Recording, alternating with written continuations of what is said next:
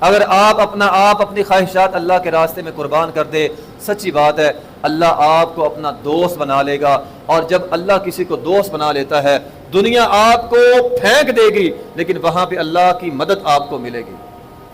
یہ حالیہ دنوں کا ایک واقعہ ہے، وہ جو لیبیا کا ایک بندہ حاجی عامر اس کا نام ہے، وہ گھر سے نکلا حج کرنے کے لیے، ایئرپورٹ پہ رک گیا، فلائٹ اڑ گئی، پولیس والے کہہ رہے ہیں جاؤ بھی، وہ کہہ رہا نہیں حج کرنے کے لیے آیا ہوں، میں نے جانا ہے۔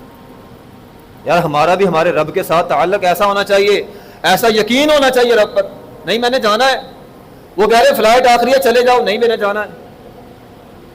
فلائٹ خراب ہو گئی، واپس آ گئی، پائلٹ کو کہا گیا دروازے کھول دیں، اس حاجی نے اندر جانا، ایک حاجی رہ گیا، کہتا نہیں دروازے نہیں کھولنے، نہیں کھولے اس نے۔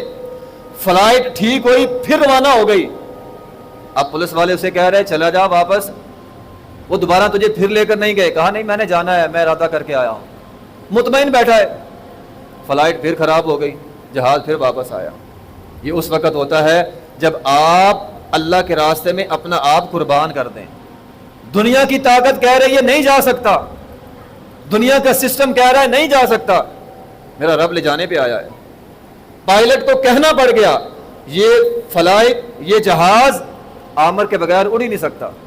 تو ابراہیم علیہ السلام کی سیرت کا مقصد یہ ہے کہ ہم اپنا آپ اللہ کے راستے میں قربان کریں، اپنی خواہشات کو قربان کریں۔ جب ہم وقت نکال کے اپنا آپ قربان کریں گے اللہ ہمیں اپنا دوست بنا لے گا،